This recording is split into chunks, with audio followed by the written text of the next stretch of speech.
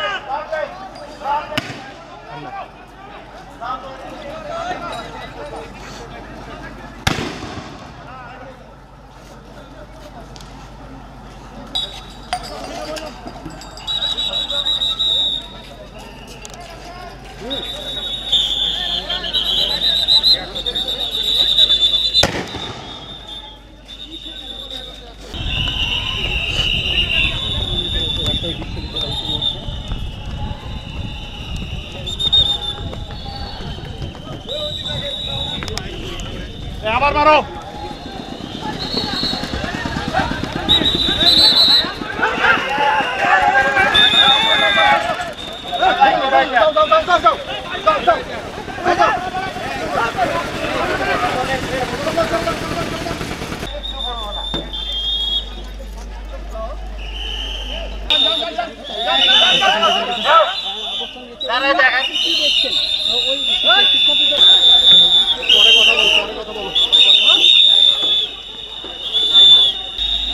শান্তিপূর্ণভাবে চলে যান। আমরা আপনাদেরকে কিচ্ছু বলবো না। আপনারা সবাই চলে যান, আপনারা সবাই চলে যান, আপনারা সবাই চলে যান। আপনারা সবাই চলে যান।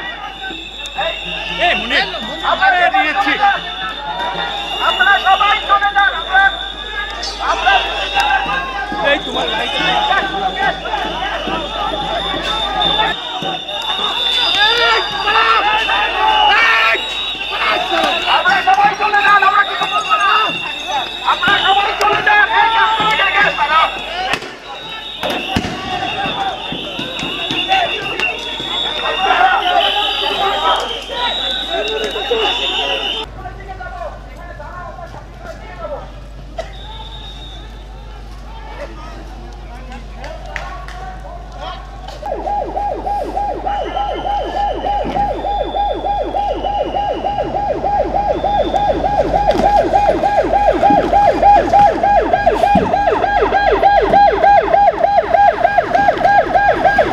নগদের কাছে সব গ্রাহকই প্রিয়, তাই তো সারা দেশে ক্যাশ আউট চার্জ সবচেয়ে কম।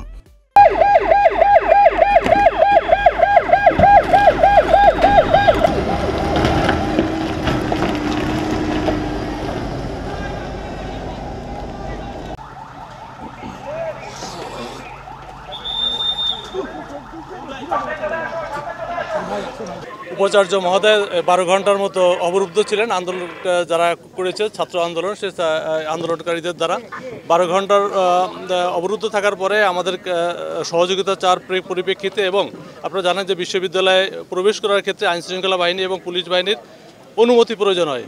বিশ্ববিদ্যালয় কর্তৃপক্ষ যখন আমাদেরকে অনুমতি দিয়েছে, আমরা আমাদের ঊর্ধ্বতন কর্তৃপক্ষের সাথে কথা বলে সিদ্ধান্ত গ্রহণ করেছি যে ভিসি স্যারকে উদ্ধার করার জন্য। এবং তার পরিপ্রেক্ষিতে আপনারা দেখেছেন যে এখানে পুলিশ সদস্য এখানে আছে, আরএমপির পুলিশ, রাজশাহী রেঞ্জের পুলিশ আছে, বিজিবি সেক্টর কমান্ডার উনি নিজে আছেন, বিজিবির সিও বিজিবি উনি নিজে আছেন এখানে, এবং আরএমপির ভারপ্রাপ্ত কমিশনার যিনি ওনার নেতৃত্বে সকল অফিসার ফোর্স এখানে আছে, এবং র্যাবের সিও সাহেব উনি নিজেও আছে।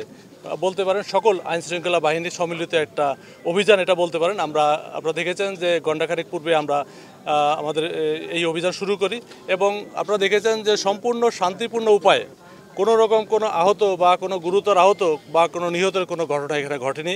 আমরা একদম শান্তিপূর্ণ উপায়ে ভিসি স্যারকে উদ্ধার করেছি, এবং সেই সাথে অন্যান্য শিক্ষক যারা অবরুদ্ধ ছিল তাদেরকে উদ্ধার করে নিরাপদে তাদেরকে বাসভবনে আমরা পৌঁছে দিয়েছি। বর্তমানে পরিস্থিতি পুলিশ এবং আইনশৃঙ্খলা বাহিনীর নিয়ন্ত্রণে রয়েছে এবং পরিস্থিতি শান্ত রয়েছে।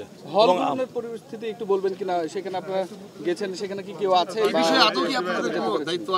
দেখেন, হলের বিষয়ে বিশ্ববিদ্যালয় কর্তৃপক্ষ, আমি পূর্বেই বলেছি, বিশ্ববিদ্যালয়ে পুলিশের বা আইনশৃঙ্খলা বাহিনী প্রবেশ করার ক্ষেত্রে বিশ্ববিদ্যালয় কর্তৃপক্ষের অনুমতি প্রয়োজন। তারা যখন যেভাবে আমাদের সহযোগিতা চাইবে, আইনশৃঙ্খলা বাহিনী ঠিক সেই সহযোগিতা করবে আইনশৃঙ্খলা বাহিনী। আমরা সর্বোচ্চ পেশাদারিত্ব দিয়ে কিন্তু আমরা এই কাজটি করে থাকি।